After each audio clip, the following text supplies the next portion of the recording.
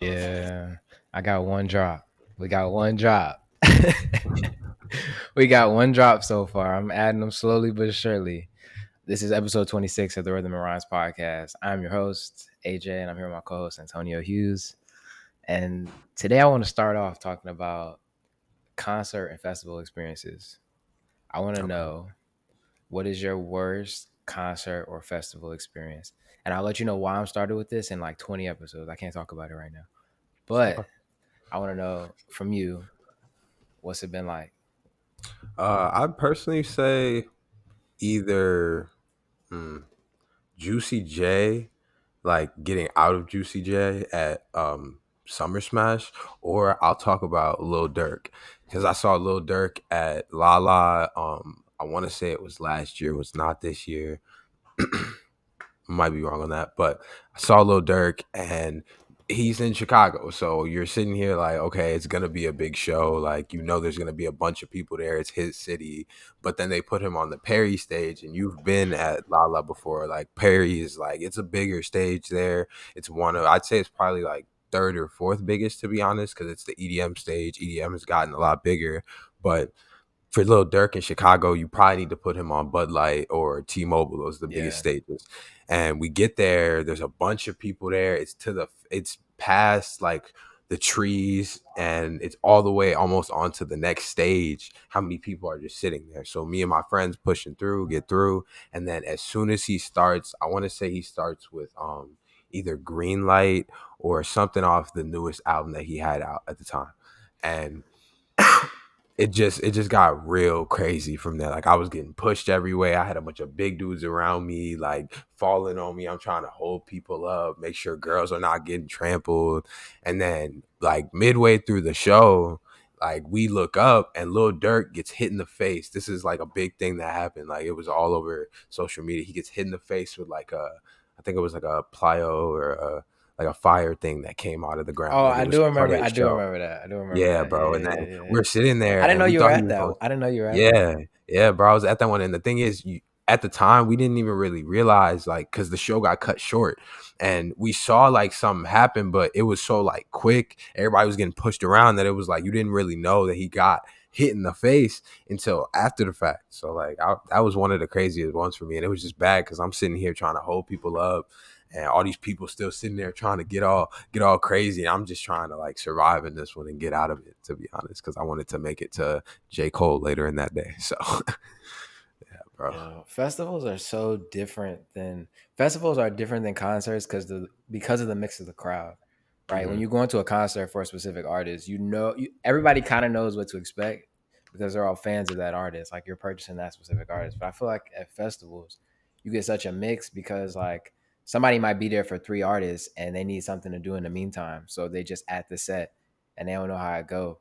You know what I'm saying? Or some fans are just really rowdy and stuff like that. Like I think the worst festival experience was also Lollapalooza. Lollapalooza would definitely give you some memories, bro. But mine was we were waiting for Lil Uzi Vert, and we were about 30 feet from the front of the stage. And as soon as Lil Uzi Vert came out, everybody started rushing the front of the gate. And Yeah. that's when my friend, what was happening was because people were rushing the gate, people were getting carried over the top to get out of like the pit. And Hmm. so this girl was freaking out and she was getting carried over the top of the pit and she kicked my friend in the chest. And my friend is she has asthma. So she went into like an asthma attack as soon as she got kicked in the chest because she couldn't already breathe. She's short and all this stuff. And we had to get her like escorted out on a ambulance golf cart or whatever to take her to the Meg tent. And to this day, I'm still mad because I wanted to see Lil Uzi. We were there at Lil Uzi. He just started performing as we were getting on the golf cart. And then as we were getting out of the medic tech, because she ended up being fine after a little while, Playboy Cardi, who was next on that stage, had just started. And Hmm. those are the two artists. Those are the two artists at Lollapalooza that I was trying to see the most that year, and I didn't get to see either. Um, but yeah, I feel like I have a lot of festival experiences now that I'm thinking back on it. Like, um, I would say seeing I said this all the time, but seeing Sicko Mode the first time it was ever played Hmm. live, that was crazy. Um, what else? Chance the Rapper. That was interesting. I was there for when he headlined Lollapalooza. Yeah, bro. It's I don't know. I had a weekend, and I just say it wasn't. I'll just say it wasn't good. How about that? I'll just say it wasn't good. I can't say why, but it just had me thinking about like how many times at a festival I get caught up, and it also had me thinking like, yo, the festival, like the people you go with, is almost as important as the artist you go to see. It's Bro. almost as important because Oh you go my with the wrong god. people, it'll fuck it up. Bro, if I swear to God, there's been so many concerts where it's like either I lost my friends or it's like I have my friends with me. I'm like, I'm so glad these are the people I'm here with. And it's like you need people you can trust for one thing. You need people who are like can handle their shit because you know it's a festival, people doing whatever they do. And it's like you got to be outside in the hot. You got to be with people who aren't going to sit there and complain the whole time, like, oh, it's hot, it's this, it's that. And you also got to be with people who can take care of themselves because when you're at a festival, bro, you're bound to Yeah, get lost at some point. Like you're bound to get lost at some point. Like I remember for Lil Uzi, I was by myself, bro, and I had one of the best experiences of my life at Lil Uzi at a concert just by myself. But it's very important who you go with. But also, I wanted to say something about the mix of crowds. Like when I saw Playboy Cardi, it was my first year going to Lala. Actually, he was right before Miley Cyrus, and the mix of Miley Cyrus fans who didn't know who Playboy Cardi was, because obviously at this time, like Playboy Cardi, this was right after Whole Lotta Red, so this was like right when he caught like real steam. Like he was big, but he caught real steam after Whole Lotta Red. So okay, he started yeah. playing all the songs, and I remember he started playing, I take my shirt off and all the whole, and you just see all these white fans screaming, and you see girls crying and stuff. And I'm sitting there like, bro, this is insane. This is absolutely crazy, bro. But I would probably say also best concerts I've been to festival wise. I mean, J. Cole was real good. Like seeing Love Yours on the stool, crazy experience. Kendrick, getting to see him perform, Mr. Morale, like that was insane. And honestly, another one, um, Diplo. Like Diplo was crazy just because of the different songs he played, and then you go back and look at some of the like even some of the hip hop songs he had a hand in, or like how he'll take Soldier Boy, he'll mix that into like a Caribbean song, and then he'll throw on Barbie right after. Like his set was absolutely insane. Like that was another one of the crazy ones, just not rap wise, but yeah, bro. Yeah, I think I'm I like I like going to stuff solo, bro. Like Hmm. going to London and doing This Is What I Mean Day by myself. I had way more fun than I thought I was going to by myself. You know what I'm saying? Like I met a bunch of people out there. People usually chill, especially when you're out the country. But I did that by myself. I seen Blast by myself. I saw Skilly Bang by myself. I'm about to do more shows by myself, or I'm about to be more selective with the people I go with. Because if I don't trust you to handle yourself, I don't want you to go with me. That's where I'm at with it too. Yeah, bro. Yeah. I would say people just don't enjoy their own company, so they wouldn't even bother going on a solo trip, doing a solo concert. But it's like really fun. You get to meet people just organically because you kind of have to. You got to put yourself out there when you're in that situation. That's a fact. That's a fact. So this was a big weekend for music this weekend. I want to Mhm. know. I'm gonna lead off by saying that I'm about to jump off Twitter, and I'm about to jump off Twitter specifically, especially on the weekends, because I feel like there's so much buzz around. At least when bigger artists are coming out, because when there's so much buzz around it, and there's just so much like gossip, news, and talk around the music and not the actual music, it makes it hard to like distinguish what you're just reading online and what you're actually just listening to in the music. Like I find myself like thinking about a lot of things other people said while I'm listening to the music, which is not how I really want to do it. Mhm. I just want to get my opinion on it. So if I'm being honest, I've heard like I would definitely listen to the Drake album like twice, but I don't feel ready to talk about it about what I think about the full project. But what are your initial thoughts about it? When I first turned it on, I liked what I had heard so far. I would say it sounds really current. Like that's like a main thing I was really hearing. Like it was really like he was trying to keep up with what's going on right now, which I get, but I didn't feel like he was sitting out there like really giving us the project I thought we were gonna get when I heard is it 8 a.m. or 8 p.m. in Charlotte? I don't remember It which. was AM.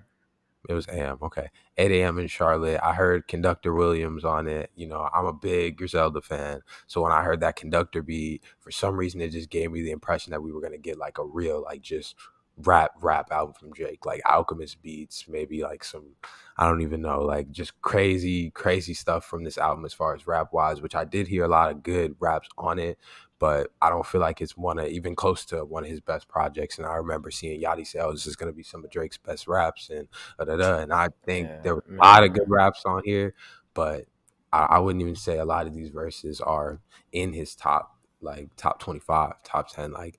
And Drake's been doing it so long that I feel like,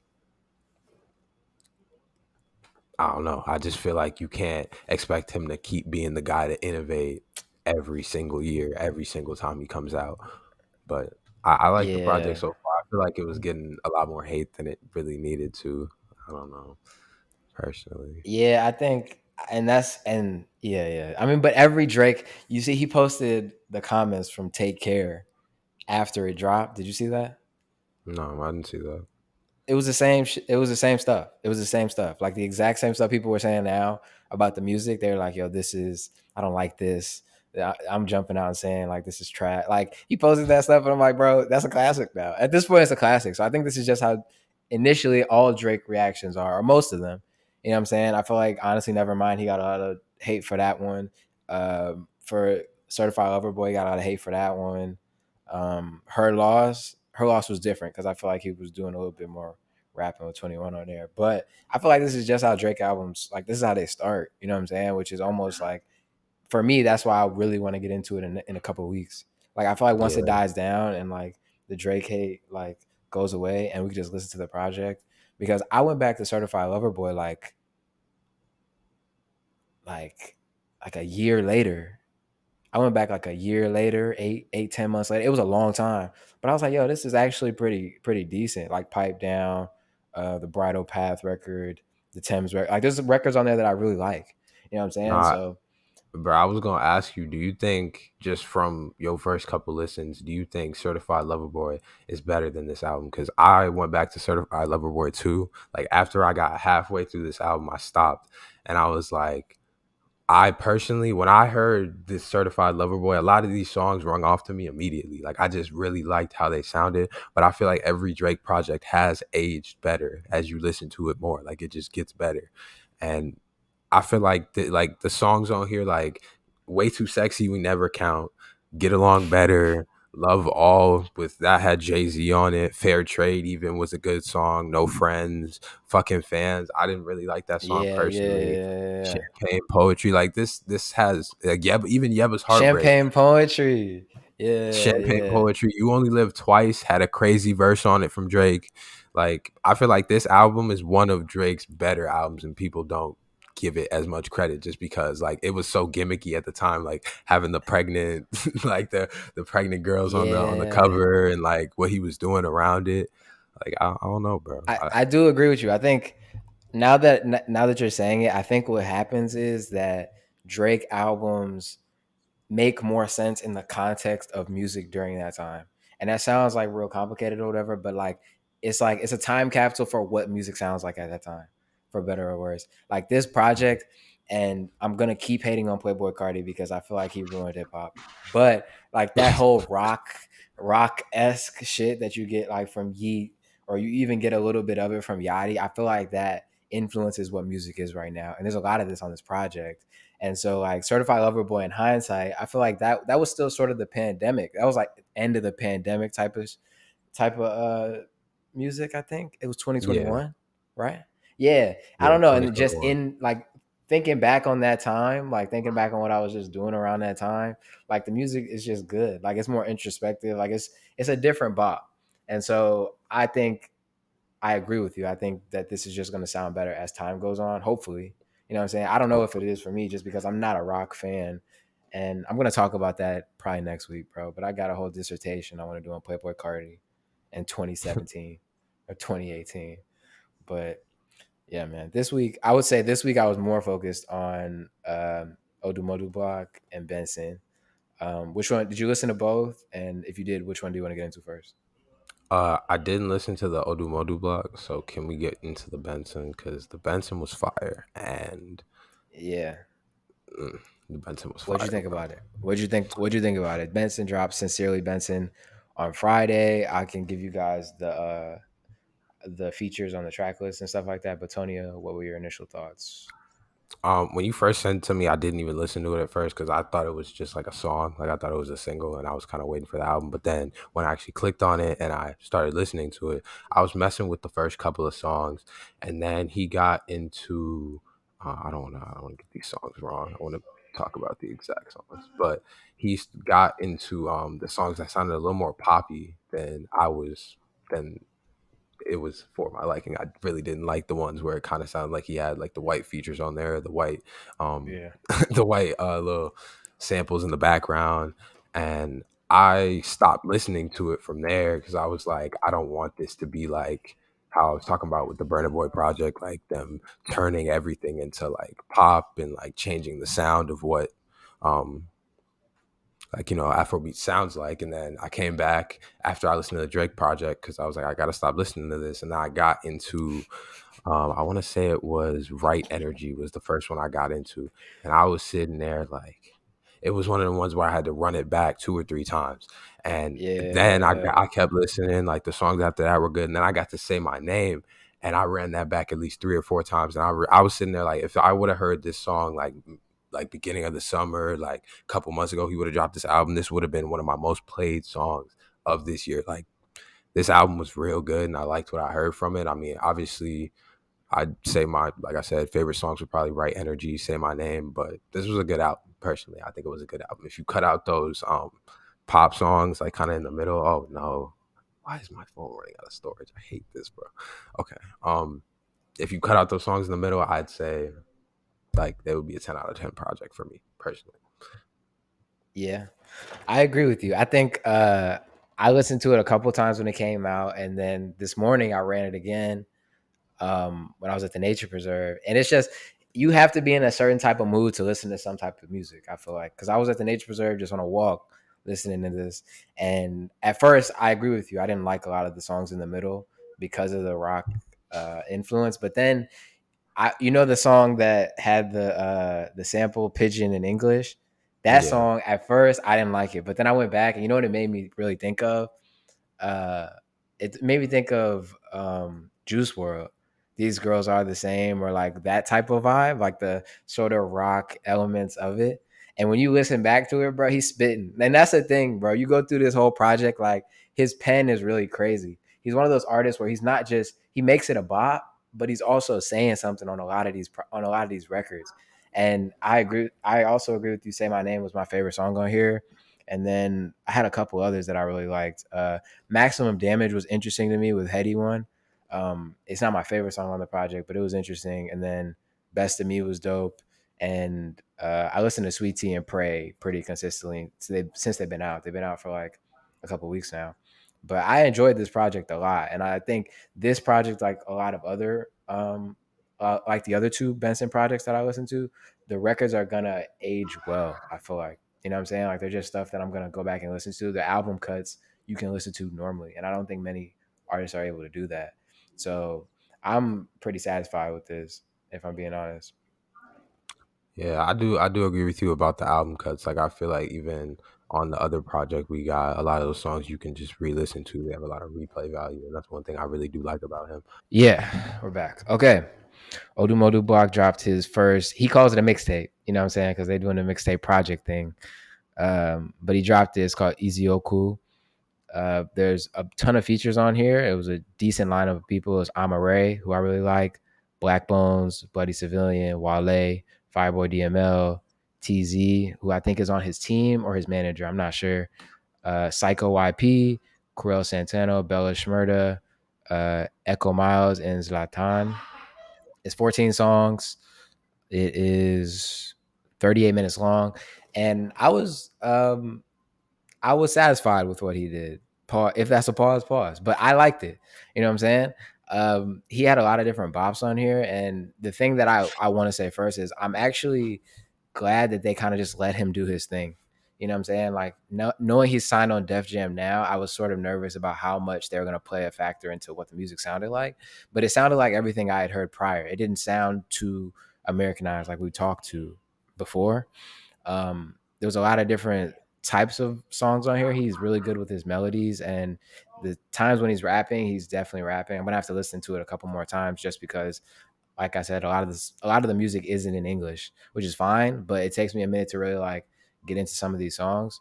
I'll say my favorite songs so far um, are Tesla Boy with Black Bones, Shoot and Go Home, which is definitely an interesting rap record. I was trying to play that for you before we started, but I think that's like one of the first records you should get into.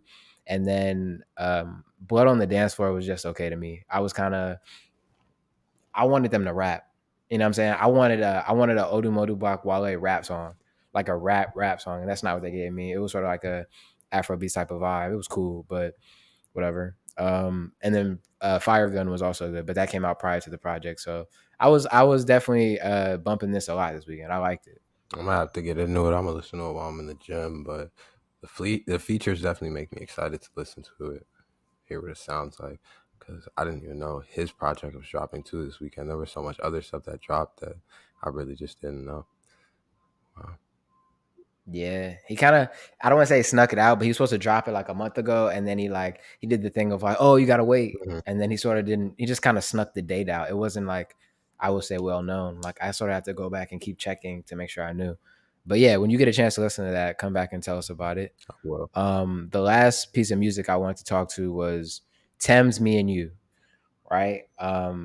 Produced by Guilty Beats, who is a longtime collaborator of hers. He produced the entire last project. I think it was If Orange was a sound or something like that. What was it called? But yeah, he produced Thames's last project, and I like this song. I like the bop of it, and it definitely has me excited for the album that's supposed to come out soon. Um, it's called If Orange Was a Place, not Sound. That was the last project. But he produced the entire thing. Um, did you hear this record? What do you think of it? it was cool. I mean, I only listened to it once just because it kind of just sounded like everything Thames has been giving us. Like I feel like a lot of her songs Right. sound real similar, Yeah. and I mean, it's not like a bad thing. Like it's kind of like blast to me. Like if it ain't broke, don't fix it.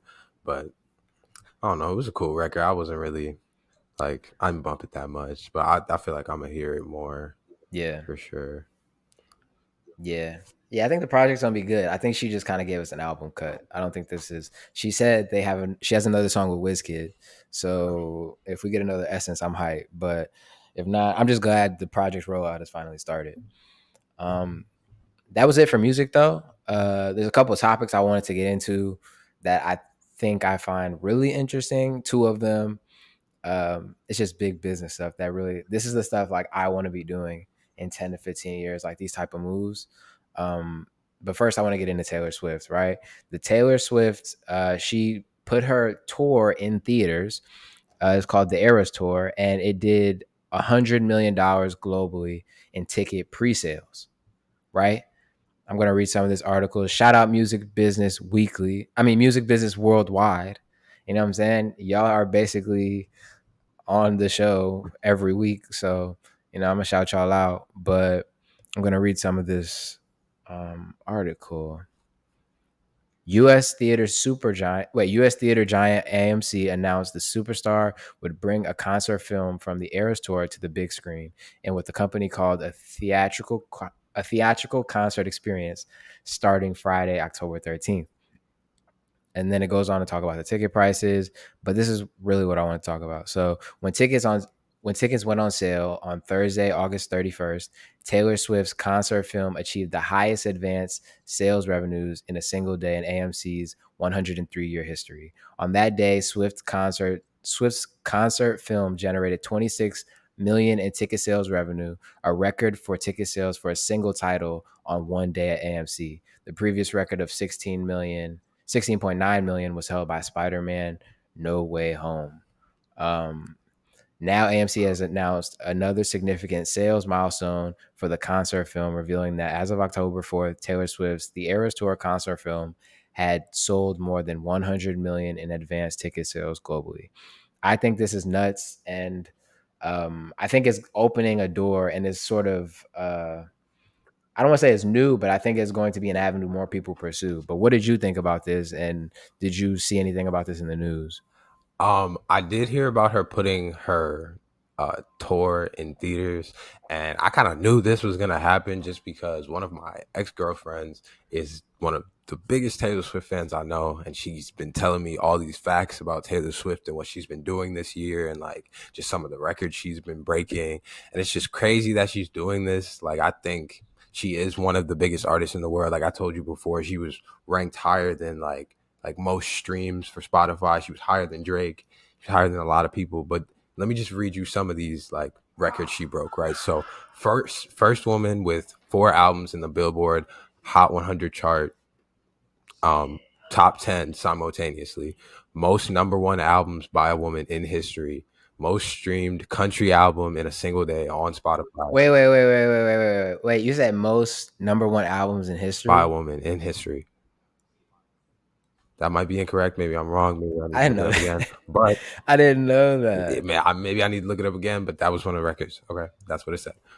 Okay, first That's woman crazy. with a new That's number one crazy. album in 5 consecutive years. Second most Hot 100 charting songs ever. First woman with simultaneous top 10 songs from 3 different albums. Most attended concert by a female artist in the US. Now, let me tell you something even crazier about these facts. This was all this year from this one tour, bro. Like this one tour.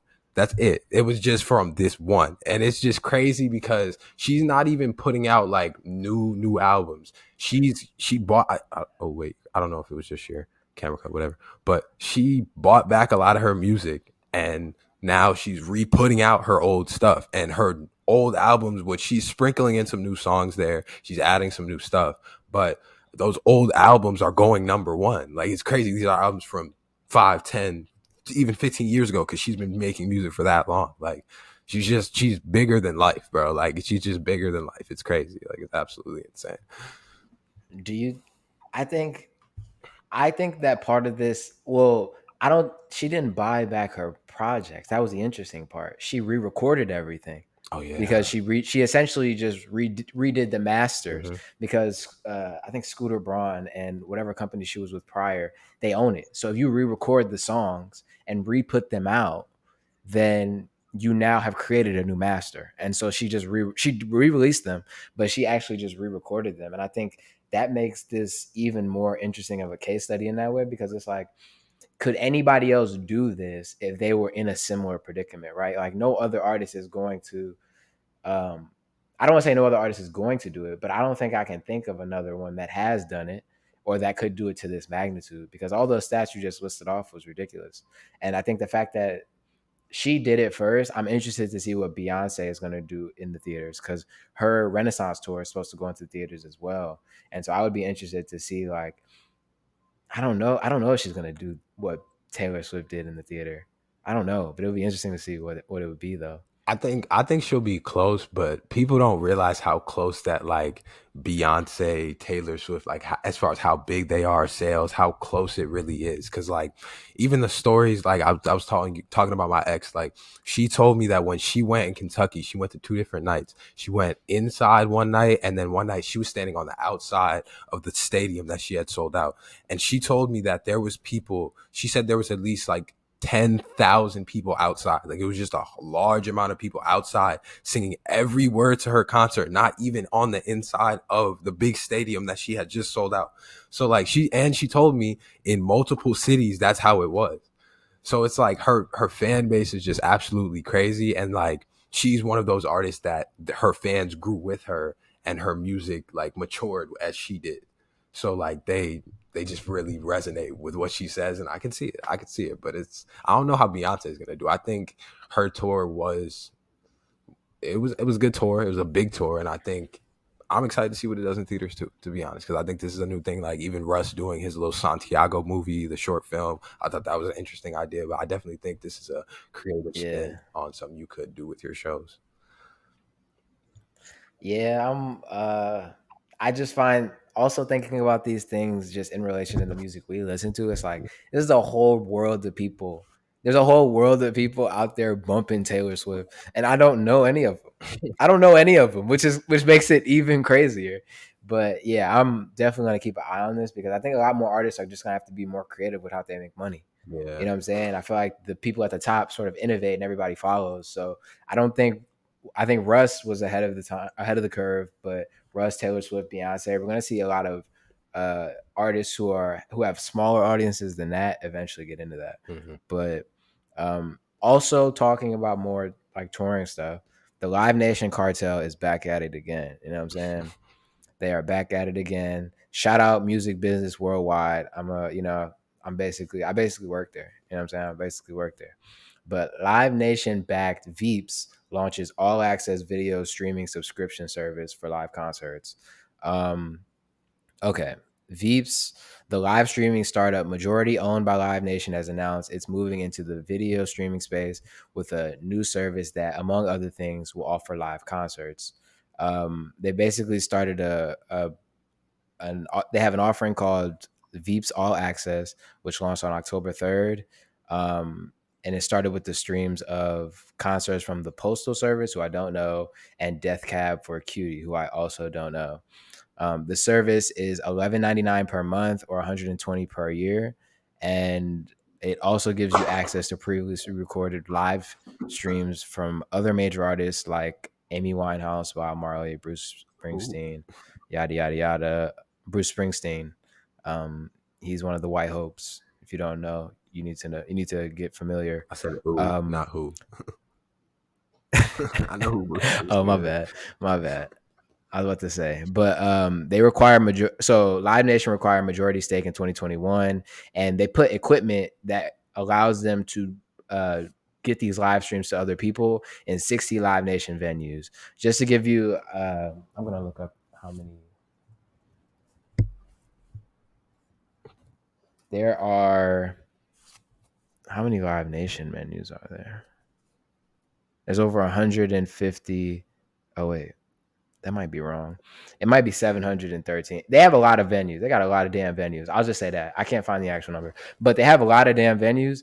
And I think that this is going to be another avenue in which artists are going to start making money. I just find that interesting in itself because they're not making money from streaming, so they're trying to figure out like where else can I go get a bag, and so we're going to see live streaming like channels. Like that was something I never even thought of, but I would pay. I would pay for that. You know what I'm saying? Like if I can't get to specific shows, like there's a lot of shows in Atlanta where it's just like, do I want to drive 4 hours for this? And if I can just pay $11.99 and see a lot of different shows, I would do that. Would you use something like this?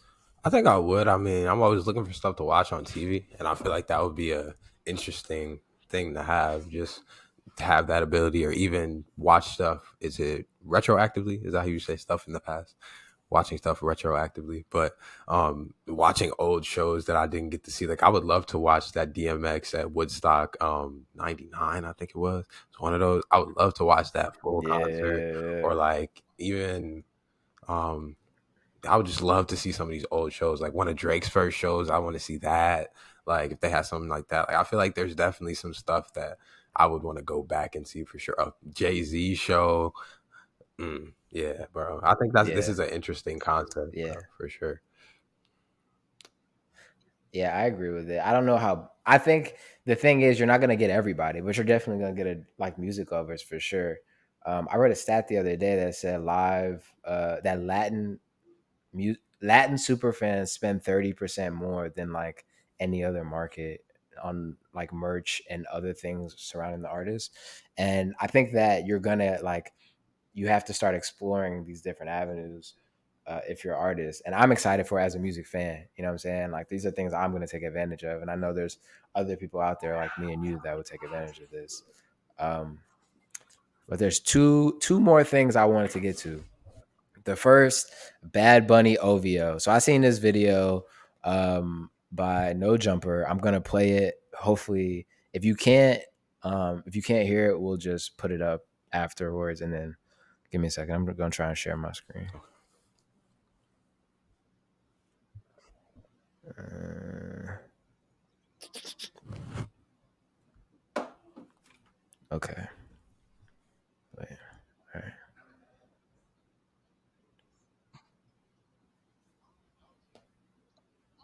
Can you hear that? Yeah, I can hear. I can see it too.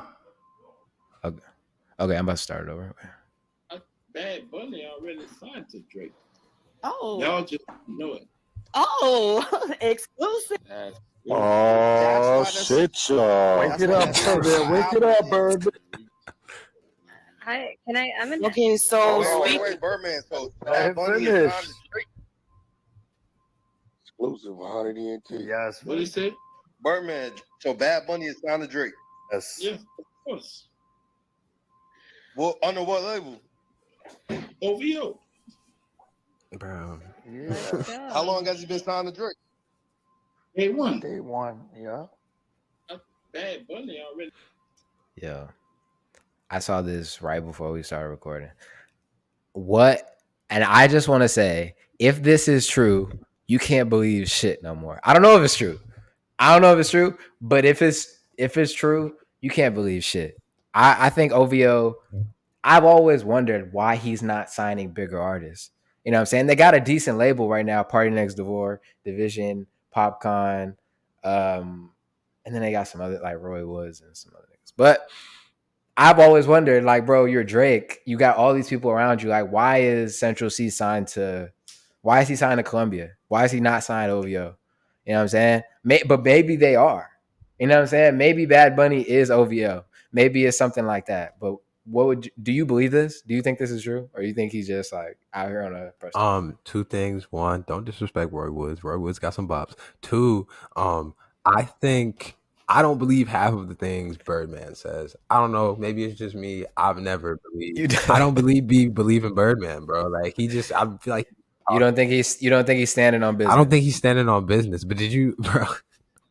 I don't think he's standing on business, bro. But I would believe like Drake having some involvement in Bad Bunny. I feel like he's always had interest in artists outside of like obviously where he's from, where his biggest market is, and I feel like it wouldn't surprise me like if they had some type of not even like he signed like a partnership or it was like something like that. But at the same time, like I said, I don't feel like Birdman is the most trustworthy guy, bro. So I just can't take his word for it. I would need to see something on paper. I hear that. It made me think of like the whole thing with Drake. Like people have been talking about this forever. Like his bad record deal that he signed. Like he initially signed to Young Money on a like 10 album deal, which was like it was like he just got out of it. Like not the Dark Demo mixtape. What was the one before that? It wasn't Scorpion. I actually have his albums pulled up. I was looking at it. Wait, I can pull him up, bro. I got him in front of me. They say he just got out of that with Scorpion. Okay. That's what I thought. Like that. Think about, bro. That's his first. So Far Gone came out 2009. So he was in a 9-year deal, and they came 1, 2, 3, 4, 5, 6, 7, 8. That's 9 albums and a deluxe. So 10 albums. And they said, and when they asked him about the Drake thing, like during the last couple of years, I remember seeing a video where he said, like, we in business for life, which to me, that means like, okay, you can do like when I hear that, I'm like, okay, you got OVO, your own thing, but like you gotta pay me for the rest of your life, whatever you make it type, like whatever the split is. The split might be way less, but to me, it's like because I've been in business with you this whole time, like you gonna cut me a piece of everything music wise from here on out. That's how I hear it. I might be wrong. I might be speculating. I might just be music speculator today. But when I think about this, I'm like, what if Drake just doing the same thing? What if Drake just been like, oh, Bad Bunny, like, yo, welcome to Death Row, nigga. Welcome to Death Row. Hola, como te llamas? You know what I'm saying? Like, got his little Spanish bag. What if he's saying that? I don't know. I would love for Bad Bunny to be on OVO. I mean, when you say that, I kind of hear like, yo, I have 10 of the best albums to ever hit planet Earth, and you are not going to be able to get these back from me because I'm not selling them back to you. So, he's in business for life. Like he's on the line, bro. Like 1st to the 15th gonna come. Literally, bro. But I don't know if this is a little gossipy, but I think it would be dope if it was true. And I think OVO. I love Popcorn, and the fact that OVO's he signed him and he kind of let him do his thing. I fuck with that, and so it would be dope if he signed some more artists of this caliber.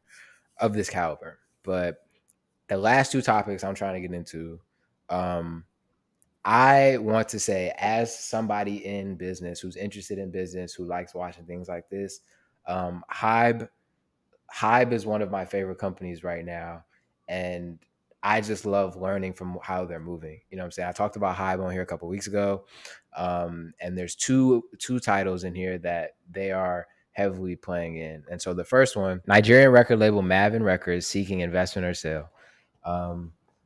I'm not, well, shout out Billboard, but I'm jumping behind the paywall, so I don't know if we're supposed to shout them out. But you know what I'm saying? I'm jumping right over that bitch. I'm not paying. But Mavin Records, the Nigerian label that is home to Rema and Irish Star, is seeking investment or eyeing a potential full sale with bidding coming from Universal Music Group, who is already involved with Rema, and then Hybe, and strong interest from music asset investors in the financial sector. Mavin's valuation in the proposed deal is above 125 million. It could be worth 150 to 200 million dollars. Let me get further. The move is expecting to raise funding to help position the label for more growth. Africa's next, yada yada yada. The Mavin management team is supposed to stay in place, and then it says right now, among strategic music investors, Hybe is in pole position, which essentially means they're first, with UMG in second place, even though they're already they're already in bed with them. Essentially, like Rema's Calm Down is through Virgin Records, and Virgin Records is owned by Universal. But yeah, so Rema's Calm Down distributed through Universal, and the Selena Gomez version is distributed through Interscope. So they're already in here, but it looks like right now Hybe is number one. First, I want to say that I knew this was coming. We knew they were about to go into Africa, and I figured that Mavin Records would be a big player in that. I've been talking about Mavin Records for months now. But do you think this is going to play a part in the music? You know, like how do you think this is going to affect the music? Because that's what we care about, right? Like, do you think this is going to affect it poorly? You think more people are going to be able to hear it? Like, what do you think? I think it could expand like the reach of the music, but I don't know, because like I was talking about with the Benson project, I was kind of worried about them Americanizing African music, Afro beats, and I mean it kind of just depends on how hands on they are with the musical part of it, because it could just be like you wrote down pay to play, like I'm trying to get my hands on this before it becomes big, or it could be we're really into what it is musically and we want to see what we can do to help or get into it with the actual music. But I don't know, I kind of got to see what it depends on how hands on they are. I think it's more so that like, yeah, I agree with you. I think reading headlines and just and articles, you have like surface level information. It's definitely interesting to speculate on, but I just thought it was interesting that I read one article and then a completely different thing about Hybe, and the fact that Hybe is actually a legitimate player. Like, you know what I'm saying? Like, for them to be invested in Lil Baby, Lil Yachty, and then Rema and Irish Star in just such a short time would be crazy if they were to make this sale go through. But the last article I wanted to get into was the Hybe Geffen Debut Dream Academy.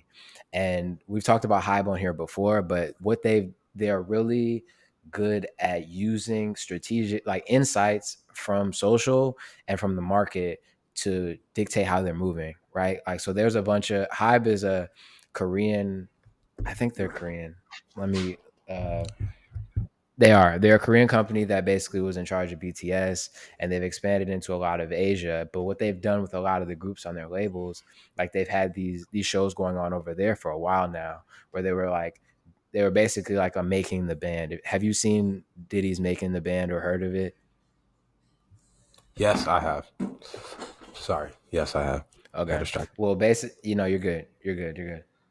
But basically that show was like, you have so many people in this it's an elimination show. Like, he's basically putting them through challenges and trying to see how he can make the best band. But they've been doing a version of that with their K-pop artists and stuff like that for a long time now. But the reason this one right here, the Hybe Geffen Dream Academy, is interesting to me is because it is that, but it's in English first off. So this is the first one they've done in English. And second, the way they're going about creating the group, I think is I think it's interesting, honestly. Right? So let me read some of this article real quick. The competition in the debut Dream Academy continues to heat up as 4 more girls say goodbye for their chances to make the final cut for Hybe and Geffen's girl group. There was one line in here that I really want to talk about because I think it's scary, because if Hybe starts owning us, well, not us, they start owning black artists, we're going to see K-pop type of, I went down a rabbit hole. I'm not gonna be able to find the exact quote because it wasn't in this article.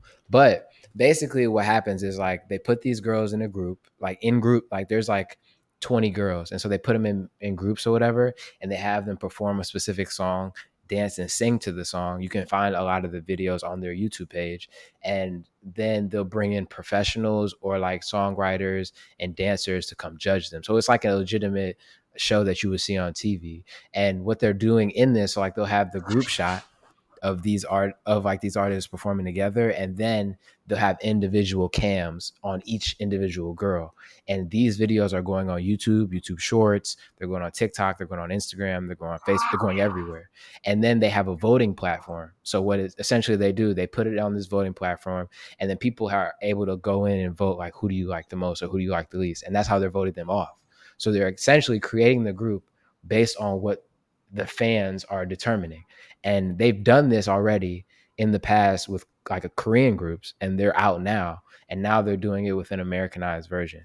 And it said that for a year leading up to the show, they were trained in K-pop style music making, right? And so like the way that they go about presenting themselves was very K-pop-esque. And a lot of these girls are already influencers on Instagram and TikTok. The reason I find this interesting, not so much because of the music or the girls in this show, is because of what we just talked about prior, right? Like Hybe America owns quality control, right? If they own Mavin Records, and they now have a big player in Africa with Rema, Ira Star, Magix, and stuff like that. And I think I want to know, I'm speculative of what the K-popization of Afro beats and rap would look like. You know what I'm saying? I don't know if I'm on board. I don't think I am. But that sort of already freaks me out, because if you start looking at who's behind who, if they start doing this marketing insights work on the artists that we love, I wonder how that affects the music. I already think K-pop. I don't personally like K-pop, but I know it's kind of a derivative of hip hop in a way. Like they get a lot of influence from hip hop and pop music, but I personally would not like to hear that. And if that's where music is going, I will strictly be listening to podcasts, because that's just not for me. And I don't know, but I do think this is interesting. I do think the girl group thing, is that still even a thing, bro? Like, are the groups a real thing in American music? Yeah, over there, yes. Over there, yes. But I'm talking about over here, though. Yeah. Like, if we're making an Americanized version and we're trying to bring this into American music, is the girl group really a big thing? Because I feel like most of the girl groups in the past couple of years have broken up. I think some I could maybe think of, like Fifth Harmony. Is that a girl group? That might be a guy group. Like there hasn't been many over like, here. I don't know.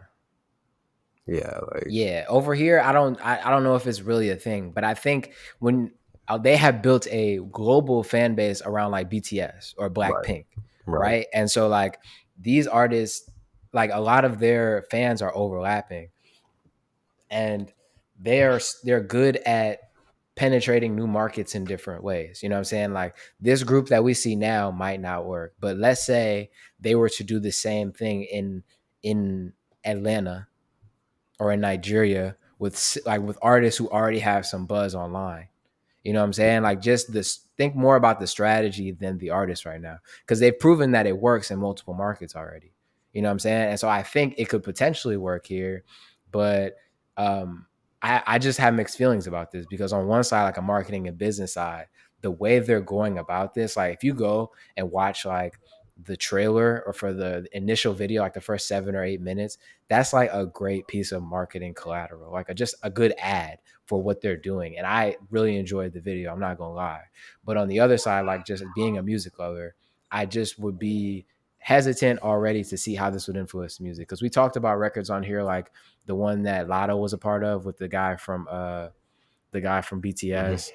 He just did another record with Jack Harlow, and that broke some Billboard record, and I don't know what it is, but that song did fairly well, and that song is doing pretty well. So I just feel like it's inevitable that a lot of it is going to play a part in some of our favorite artists' work. And I just hope it doesn't compromise the art. We don't know yet. Like I said, ODUMODUBLVCK is now, like, it's crazy to say ODUMODUBLVCK is on Def Jam. Think about that. Like, they went from LL Cool J to ODUMODUBLVCK in whatever span of time. And we still got like, I feel like a really authentic Nigerian album from him. So it could have potential to not influence the music, but we don't know yet because it really hasn't played a part in our music ecosystem. But I just wanted to bring that up because as somebody in business, I love what's going on. But as somebody who loves music, I think that it'll be interesting to see where this goes. But I I think that's what makes not only my insights but yours as well interesting, because we can sort of see both sides of it. You know what I'm saying? Like, we love the music, but we also understand like where the business thing is going. And I think like the way we're building this show out, like the way that we're picking topics and picking songs and stuff like that, I think it's going to curate an audience and people that come here that you can't get anywhere else. You know what I'm saying? I feel like we're doing a good job of that. Like, I think this episode was really good, honestly. So Blast has dropped 3 projects with Bino Rida. I don't know if I said that right. If I did, I mean, if I didn't, don't kill me. But Road Running on the most recent one, I heard that just kind of out of the random, was looking for a song to listen to, pressed on that, and it's a really good song. It made me want to get into the album, and I thought this newest album also had good bops on it. But Road Running specifically by Blast, and I'm going to just call him Bino for now so I don't mess up his name. Okay, bet. That's definitely something I'm gonna check out. I haven't listened to 3, but 2 and 1 I enjoyed, so I'm gonna check that out. But I'm going to give you guys a song that honestly surprised me. You know what I'm saying? Like, if you're on the audio platforms, you heard it when I introed, but if you're not, I led this with Daily Duppy by Nines, GRM Daily. Nines is somebody and I'm not gonna lie to you, bro. My favorite thing right now is getting into the grime drill scene in the UK. I've been getting into it for a long time, but now I'm finding like now I'm like in the areas where it's like, unless you're like familiar, you're not gonna know these artists. You know what I'm saying? But people over there love these artists, right? Like the people that I listen to on podcasts and TV shows and stuff like that, like they love Nines. But he's spitting. I sent you some of his music before, but this Daily Duppy is a good introduction for anybody that wants to see it. So the Daily Duppy by Nines and GRM Daily, go check that out. But yeah, man, I think, bro, I'm not gonna lie to you, this was probably one of my favorite episodes that we've recorded. And I feel like I see a clearer path to growing this thing, especially over the last week.